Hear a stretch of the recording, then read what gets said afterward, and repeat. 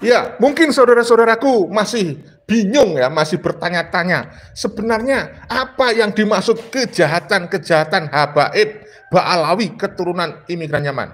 Saya ulangi lagi.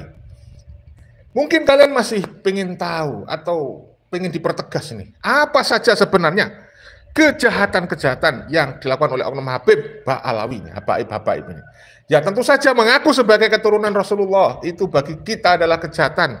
Kenapa? Karena mereka bukan keturunan Rasulullah ngaku-ngaku. Nah, itu yang paling penting ya. Juga mereka yang menghina, merendahkan ke Nusantara, doktrin-doktrin mereka.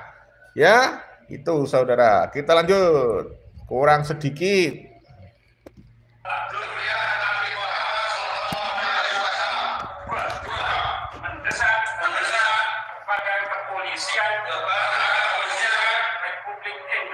Republik Indonesia untuk menangkap dan memproses secara hukum saudara Muhammad Rizik Syihab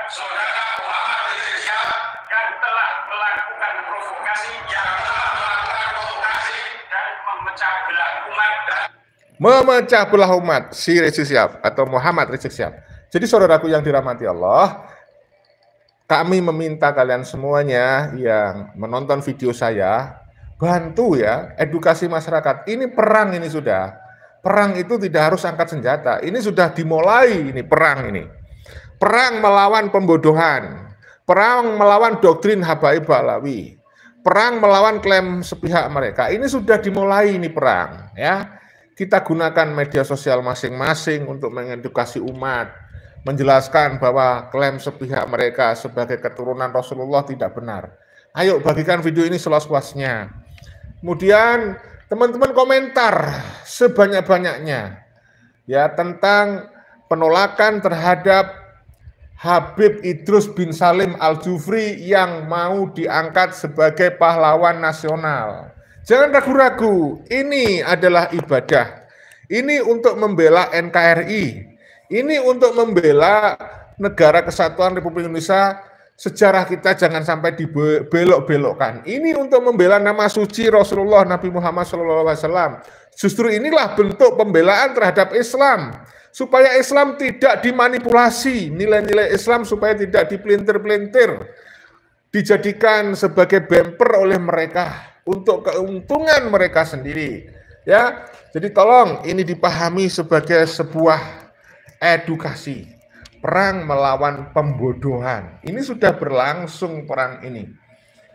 Saudara-saudara kita dari Laskar Sabilillah yang speak up di berbagai media sosial, dari Sabang sampai Merauke, dari Miangas sampai Ponorogo, yang sekarang saya tunjukkan ke Anda, ini adalah sebuah perjuangan, saudaraku. Jadi kalian jangan hanya nonton, tapi komentar, ya, supaya semakin banyak orang tahu bahwa banyak orang itu mendukung Gus Fuad Pleret, supaya masyarakat tahu bahwa banyak orang itu menginginkan Muhammad Rizik Syihab ini ditangkap, dibawa ke meja hijau, dibawa ke pengadilan. Ayo komentar sebanyak-banyaknya, supaya masyarakat itu tahu bahwa banyak masyarakat yang menolak rencana pengangkatan sebagai pahlawan nasional, yaitu Habib Idrus bin Salim Al-Jufri. Ayo, ya anggap saja ini adalah polling supaya orang pada tahu ya hasilnya. Jadi ternyata di Palu sendiri ya, di Sulawesi ya, ternyata di Sulawesi, di Palu itu tidak semua mendukung terhadap pengangkatan Habib Idrus bin Salim Al-Jufri sebagai pahlawan nasional. Mereka hanya mengklaim, dia mengklaim seluruh warga Indonesia Timur ya menyetujui bahwa Habib Salim itu ya Al-Jufri, Idrus bin Salim Al-Jufri sebagai pahlawan nasional. Itu hanya klaim sepihak mereka, itu tidak benar. Karena saya punya sahabat, punya saudara, punya teman-teman di Sulawesi itu. Mereka menghubungi saya, klaim Ba'alawi itu tidak benar. Ternyata banyak warga Sulawesi itu tidak setuju kalau Habib Idrus bin Salim Al-Jufri diangkat sebagai pahlawan nasional ya. Jadi tolong dibagikan ini video ya. Nah, ini penting saudaraku. Jadi ketidakadilan yang dibangun oleh komplotan Habaib Alawi ini supaya masyarakat pada tahu saudaraku. Bagikan video ini ya seluas-luasnya ya. Kita lanjutkan saudaraku ya. serta mendesak kasus cari mesum saudara Rizik Syihab untuk dibuka kembali dan diproses secara hukum. Tiga, menolak Habib Idrus bin Salim Al-Jufri diangkat sebagai pahlawan nasional. Klaten, 30 Maret 2025.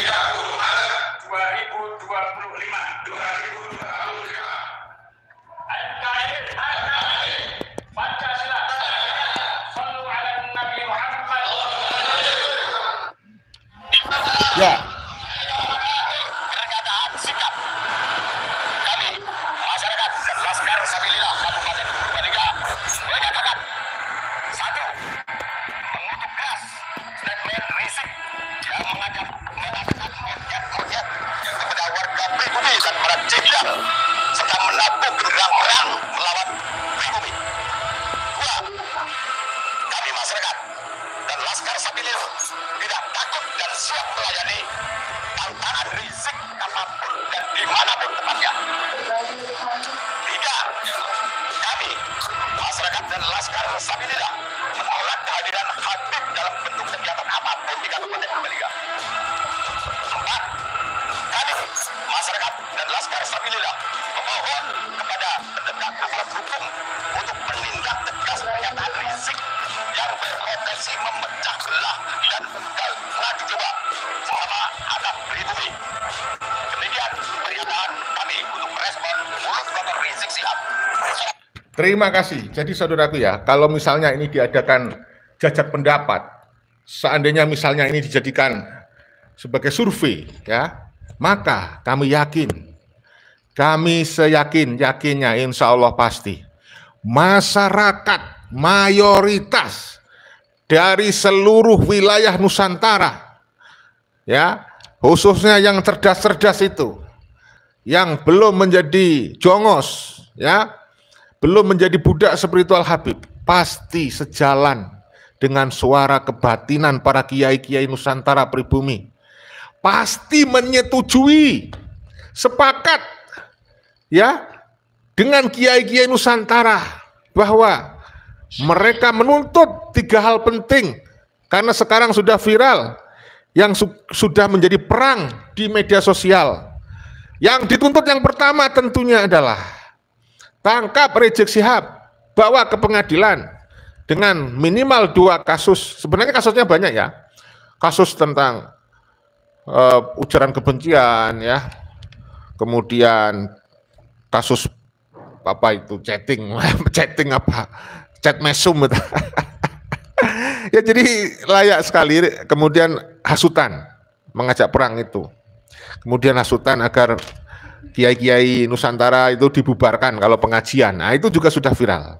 Nah, itu saudaraku ya. Kemudian yang kedua, menuntut supaya ya yang namanya Habib Idrus bin Salim Al-Jufri ini supaya tidak diangkat sebagai pahlawan nasional ya. Karena nggak memenuhi syarat. Jadi yang namanya Habib Idrus ya yang mencoba untuk diviralkan oleh Pak Alawi ini, Habib Idrus bin Salim Al-Jufri ini sebenarnya berwarga negara asing. Warga negara asing selama dia menjadi pendatang di Nusantara, hidup sampai dia meninggal di tahun 1969 itu status kewarganegaraannya itu warga negara asing, tidak pernah mengajukan permohonan sebagai warga negara Indonesia. Itu ya. Baru di tahun 2004 itu oleh para pewarisnya itu diajukan. Itu kita pertanyakan, kenapa ada oknum pejabat yang memberikan legalitas surat keterangan bahwa si Habib Idrus bin Salim Al-Jufri ini sebagai pahlawan nasional, kemudian sebagai warga negara Indonesia. Karena apa? Seorang orang asing yang mau mengajukan sebagai warga negara Indonesia itu harus mengajukan permohonan. Sementara orangnya sudah mati. Di tahun 2004 itu orangnya sudah mati. Kok bisa mengajukan permohonan? Jadi ini pertanyaan-pertanyaan kritis yang disampaikan oleh para kiai. Ya, wajar kalau kemudian para kiai, para santri, gus, ustadz dari lapisan masyarakat, ya, pribumi Nusantara menggugat rencana pengangkatan Habib Idrus bin Salim Al-Jufri sebagai pahlawan nasional. Ya. Nah, yang aneh lagi adalah ini, ya, mereka menuntut Gus Fuad, melaporkan Gus Fuad. Ya, itu adalah aneh. Kenapa? Karena Gus Fuad itu tidak merendahkan si Habib Idrus Al-Jufri. Itu, ya. Ya, justru itu menasihati kalau saya menjadi warga negara Palu. Kok warga negara Palu? Maaf. Kalau saya menjadi warga Palu, ya, warga Sulawesi, terima kasih sebagai wujud syukur, ya, terima kasih kepada Gus Fuad yang sudah mengedukasi, menasihati kita supaya kita tidak percaya klaim sepihak dari Habib, ya, dan keluarganya itu Habib Idrus bin Salim Al-Jufri itu yang mengklaim punya jasa gara-gara mendirikan lembaga pendidikan. Lah, orang Indonesia asli itu yang lebih layak dari Habib Idrus bin Salim Al-Jufri untuk diangkat sebagai pahlawan nasional itu lebih banyak. Kenapa harus Habib, sementara Habib itu tidak ada bukti-bukti tertulis, itu hanya klaim sepihak. Jadi saudaraku, ya, saya ingin sampaikan sejarahnya. Kenapa Habib sampai di Nusantara itu? Habib-habib itu di Nusantara ini pergi ke Nusantara di zaman kolonial Belanda karena dilatar belakangi kehidupan mereka di Yaman sana itu susah. Ya, di Yaman itu kehidupan mereka itu marginal, susah, soro dari sisi ekonomi, dari sisi sosial dan politik gitu loh. Nah, mereka ternyata di Yaman itu juga pendatang. Dan sudah banyak para santri yang melakukan penelitian, pembuktian di Yaman. Yaman itu kota miskin, negara, ya, negara miskin yang hidup bergantung kepada bantuan PBB, ya. Sehingga klaim mereka Yaman itu negara yang kaya gitu, ya, karena mereka mampu menurunkan rantai emas dari langit, menurunkan hujan susu, ya, membawa keberkahan. Kalau ada Habib di suatu daerah, maka daerah itu makmur. Itu semuanya klaim sepihak tanpa ada bukti. Itu yang kita sebut dengan cerita khurafat. Itu semua tidak benar. Nah, karena hidup Habib itu di Yaman susah, sengsara, maka di akhir abad 18 Masehi, awal abad 19, ada peluang Habib itu datang di Nusantara. Ya, ya, mereka itu kan orang yang mencari penghidupan, ya, sebagai tenaga kerja asing di zaman kolonial. Nah, karena waktu itu yang berkuasa itu adalah pemerintah kolonial Belanda, mereka itu menjadi antek-antek pemerintah kolonial supaya dapat gaji besar. Termasuk dalam mendirikan pendidikan. Motivasi mereka insya Allah pasti itu bukan untuk kebaikan dan kemerdekaan bangsa Nusantara, tetapi untuk keuntungan pribadi dan kelompoknya. Kenapa? Karena Belanda sendiri juga dulu membangun lembaga-lembaga pendidikan. Bahkan kalau Belanda jelas, ketika Belanda membangun lembaga-lembaga pendidikan di abad 19, itu Belanda niatnya memang membalas budi bangsa Indonesia. Sehingga Belanda menyebutnya dengan politik etis, politik balas budi, yang disampaikan oleh Van de Venter, orang Belanda, ya, atau disebut dengan politik politik etis. Apa isinya politik etis pada abad 19 yang disampaikan oleh pemerintah kolonial? Yang pertama, karena orang-orang Indonesia, bangsa Indonesia itu sudah berhasil memberikan kesejahteraan kepada Belanda. Karena menguasai Indonesia, Belanda memiliki surplus kas negaranya. Kas negara surplus ketika menjajah Indonesia. Maka Belanda ingin memberikan balas budi yang disebut dengan politik etis. Apa itu isinya? Yang pertama adalah edukasi, yang kedua adalah irigasi, dan yang ketiga adalah migrasi. 3 isi politik etis itu menjadikan Belanda itu membangun lembaga-lembaga pendidikan. Ya. Tapi sayangnya ada oknum-oknum yang melakukan penyimpangan.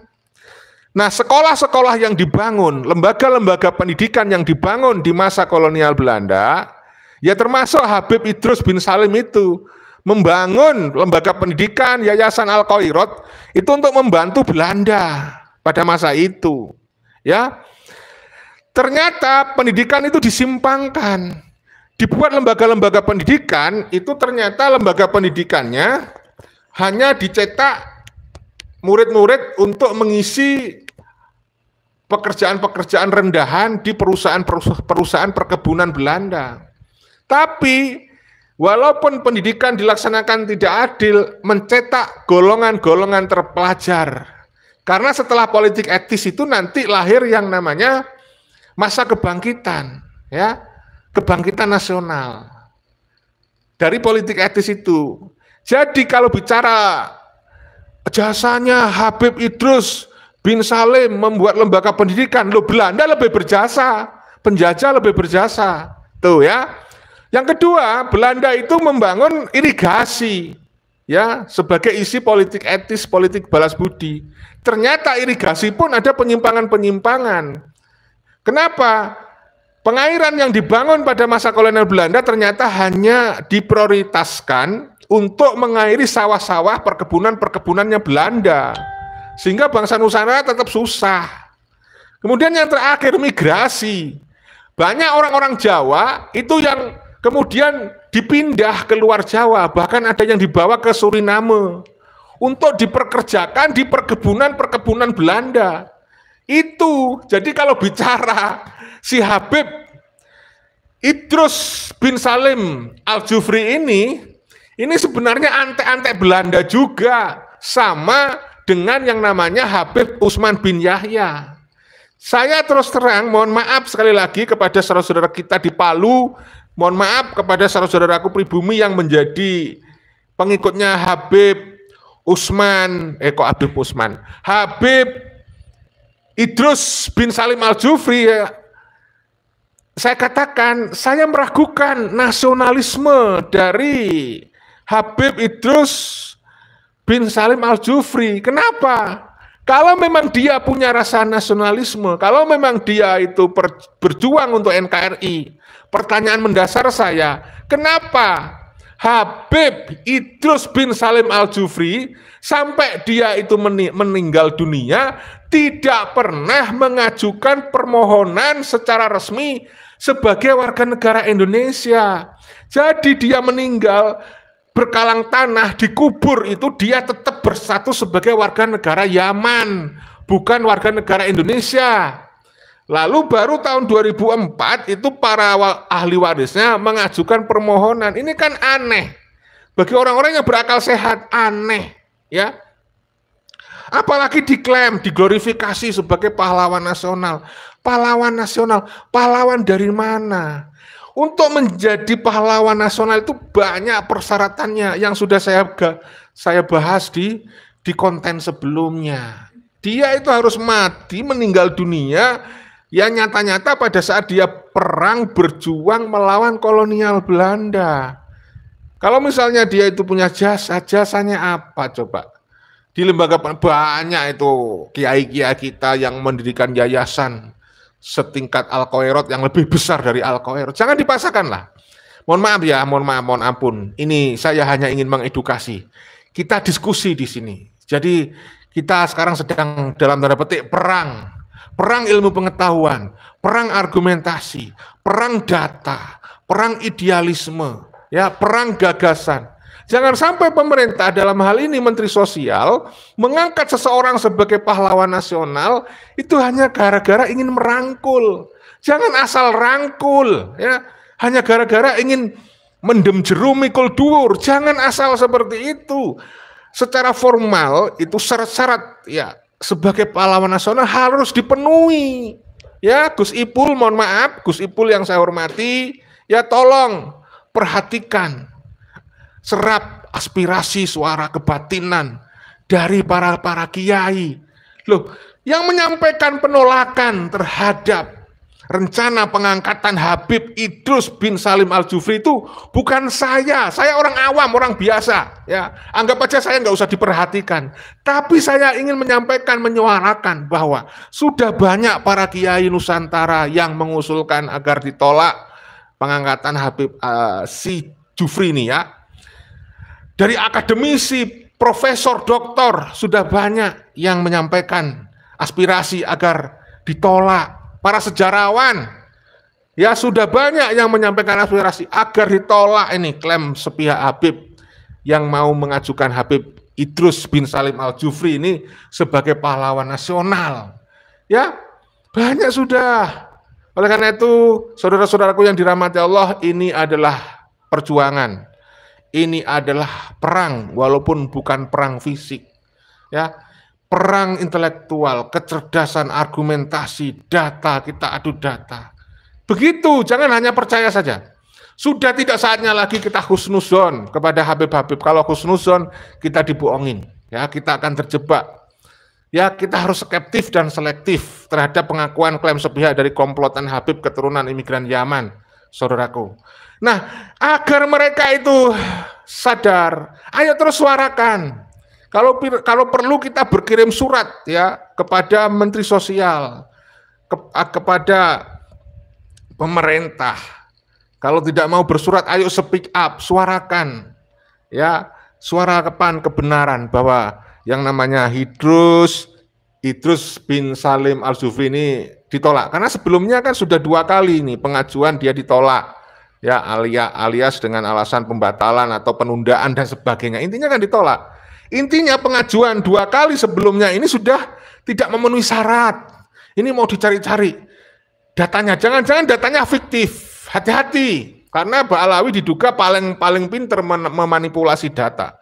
Mereproduksi catatan-catatan, membuat manuskrip palsu, ya, memproduksi kitab-kitab yang penuh manipulasi dan interpolasi, ya. Jadi kita harus skeptif, harus cerdas dalam hal ini, ya. Jadi saudaraku yang dirahmati Allah, sekarang sudah pada bangkit ini para ulama, ya, yang dimotori oleh Gus Fuad Pleret, sehingga Gus Fuad Pleret ini benar-benar menurut saya, mohon maaf, mohon ampun kalau saya salah, tapi secara pribadi saya tulus, ini karomahnya Gus Fuad nih. Ketika beliau itu dipersekusi di dalam tanda petik, masyarakat bangkit. Nah sekarang ini ketika Gus Fuad ini dilaporin ini dengan alasan yang tidak jelas atau dengan alasan mengada-ada ini, nah ini para kiai bangkit, dukungan dari semua masyarakat Sabang sampai Merauke bangkit, mendukung Gus Fuad. Ini luar biasa. Ya, saudaraku yang dirahmati Allah, mohon semuanya ikut berkontribusi, ikut dalam tanda petik ya, perang argumentasi, ikut dalam tanda petik ya, perang idealisme, perang gagasan, ya, perang data, ya, data-data ilmiah. Hanya dengan cara itu untuk melawan klaim sepihak mereka, untuk melawan kurofat, ya, cerita-cerita bohong, kedustaan dari mereka, untuk melawan ajaran-ajaran menyesatin dari mereka, ajaran menyesatin, ya. Saya kira itu ya, saudara-saudara ya. Mohon maaf, mohon ampun, ya. Sudah 1 jam saya cuap-cuap di sini. Mohon maaf kalau ada salah-salah ya. Video ini dibuat bukan untuk merendahkan siapapun. Video ini dibuat hanya untuk edukasi dan rekreasi. Silakan tulis ya komentar Anda di kolom komentar. Bagikan video ini seluas-luasnya. Edukasi saudara-saudara Anda, handetolan Anda, terutama anak cucu Anda, ya, putra-putri Anda, edukasi. Sebab ini nggak diajarkan di sekolahan. Guru-guru sejarah banyak yang masih goblok terkait nasab, masih tidak mau belajar tentang sejarah terkait dengan Ba'alawi, sehingga mereka masih takut untuk membahas Ba'alawi. Oleh karena itu dalam video ini ya, bagikan kepada guru sejarah di Indonesia. Saya ingin katakan pesan saya kepada guru sejarah. Woi guru sejarah di Indonesia, di sekolah swasta negeri, dari semua jenjang SD sampai perguruan tinggi, ya, kalian jangan diam saja. speak up, suarakan, edukasi masyarakat bahwa banyak pembelokan sejarah dari Ba'alawi, itu luruskan, ya, jangan diam saja. Karena saya melihat guru sejarah masih pada takut membahas tentang Ba'alawi. Ada grup guru-guru sejarah itu saya kirim, saya share, ya. Mereka pada nggak berani. Komentar mereka, jangan membahas ini, ya. Jangan bahas ini, langsung di-delete video saya oleh mereka, oleh guru-guru sejarah yang masih menjadi jongos itu, ya, budak spiritual Habib itu, ya. Ini penting. Padahal guru sejarah ini garda terdepan untuk mencerdaskan, untuk membangun kesadaran sejarah generasi muda, ya, untuk membangun, ya, membangun pemahaman yang benar, ya, supaya pembelokan sejarah ini tidak terus berlangsung. Wahai guru-guru sejarah, wahai dosen-dosen sejarah, kamu jangan diam saja ketika ada upaya pembelokan sejarah, ya, kamu harus bicara. Hai guru-guru sejarah, dosen-dosen sejarah di seluruh Indonesia, kamu jangan diam saja, ayo ikut berjuang. Kalian pasti punya media sosial, nggak mungkin kamu nggak punya media sosial. Sekarang era digital, sekarang era global, bangkit, ya, bangun kesadaran sejarah bagi generasi penerus, ya, saudaraku yang dirahmati Allah. Ini penting sekali, ya, penting sekali. Oleh karena itu, ini adalah perjuangan kita bersama untuk mengedukasi umat. Kita melawan pembodohan yang dilakukan oleh Oknum Habib. Pembodohan itu adalah musuh kita bersama. Kewajiban kita untuk mencerdaskan kehidupan bangsa dan negara. Ya, ajaran Ba'alawi ini sungguh-sungguh sangat menyesatkan. Ajaran Ba'alawi itu mengaku sebagai keturunan Nabi, mengkapitalisasi nasab Nabi itu, ya, itu sangat-sangat menyesatkan, membodohin kita. Oleh karena itu mari bangkit, ya, saudara-saudaraku yang dirahmati Allah. Ya, saya kira itu saja, ya, sudah cukup. Mohon maaf, saya tidak bisa membaca komentar-komentar Anda, ya. Oh iya, baik, saya sampaikan lagi, ini ada masukan. Bangkitlah para kiai-kiai. Kamu kan disebut ulama, ulama itu ahli, ilmuwan. Kamu itu harus memberikan edukasi, jangan malah membodohi dengan mendoktrin harus ikut Habib. Kalau tidak ikut Habib masuk neraka. Kalau tidak ikut Habib, bagaimana nanti Rasulullah? Kalau ketemu Rasulullah, goblok kamu ini. Kalau ada yang seperti itu, saya nggak menyebut namanya. Tapi kalau ada kiai yang sampai seperti itu sekarang ini, gobloknya kenemenen. Karena sudah 3 tahun kita mengedukasi masyarakat. Sudah 3 tahun lamanya, ya. Para oknum-oknum pejabat, kemudian oknum TNI Polri. Kalau kalian masih percaya Habib sebagai keturunan Nabi, mohon maaf, mohon ampun, kamu goblok sian. Karena kamu nggak mau belajar, ya. Oleh karena itu mari kita cerdaskan kehidupan bangsa dan negara. Mohon maaf, mohon ampun. Ya itu aja, ya. Video ini dibuat bukan untuk merendahkan, untuk melecehkan siapapun, tetapi hanya untuk edukasi dan rekreasi. Mudah-mudahan ada hikmah dan ada manfaat tentunya, dan mudah-mudahan bisa menghibur kalian. Oleh karena itu kadang-kadang saya agak tertawa, cengengisan sana sini, ya. Oke, terima kasih teman-teman yang secara ikhlas, secara sukarela, ya, mengizinkan videonya saya kutip di channel saya. Tentu saja Al-Mukarram Gus Fuad Pleret, terima kasih. Walaupun saya tidak secara khusus ketemu face to face kepada teman-teman saya di media sosial YouTube, telah mengizinkan videonya, ya, saya pakai.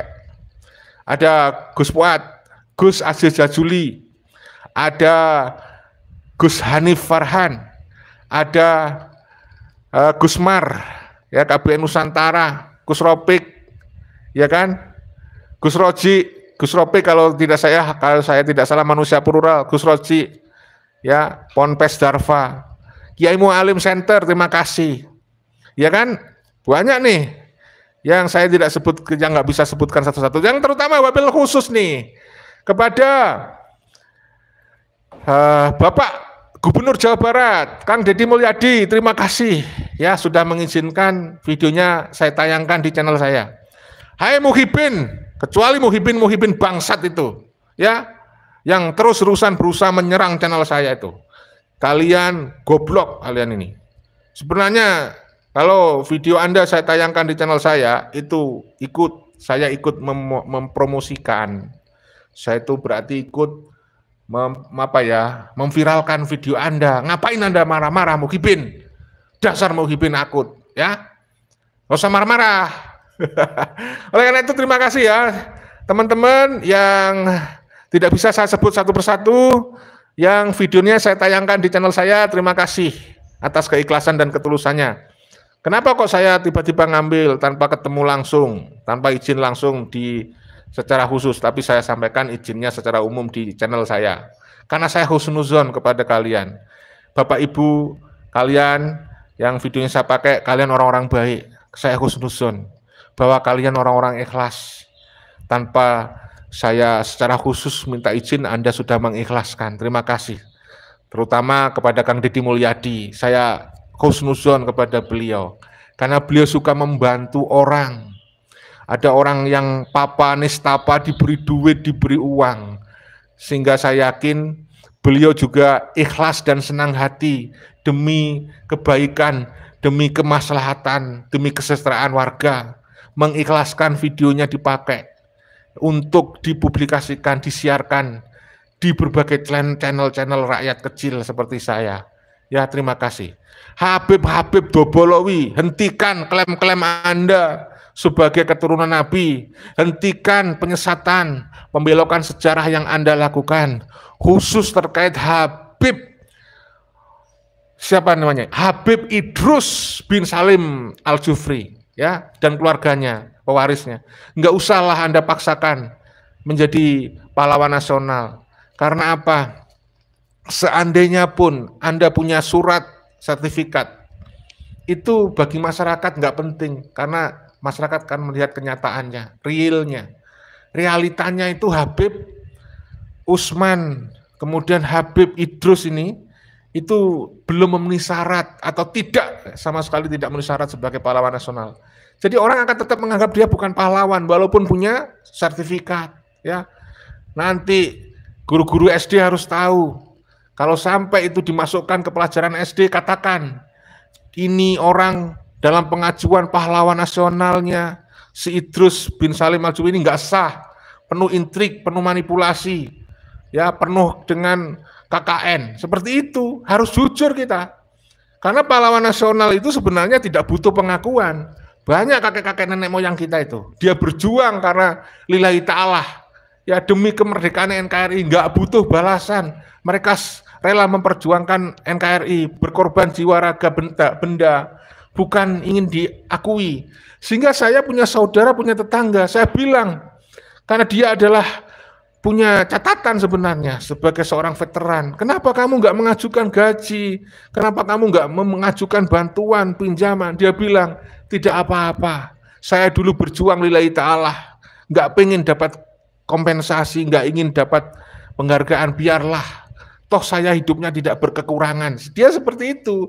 Kalau asli seorang pejuang, ya, kalau asli seorang pejuang itu nggak butuh balasan, saudaraku. Ya, saya kira itu ya, cukup ya. Mohon maaf, mohon ampun kalau ada salah-salah kata. Terima kasih semuanya atas atensinya ya. Jadi kita pertegas lagi, saudaraku, bahwa oknum-oknum Habib Ba'alawi ini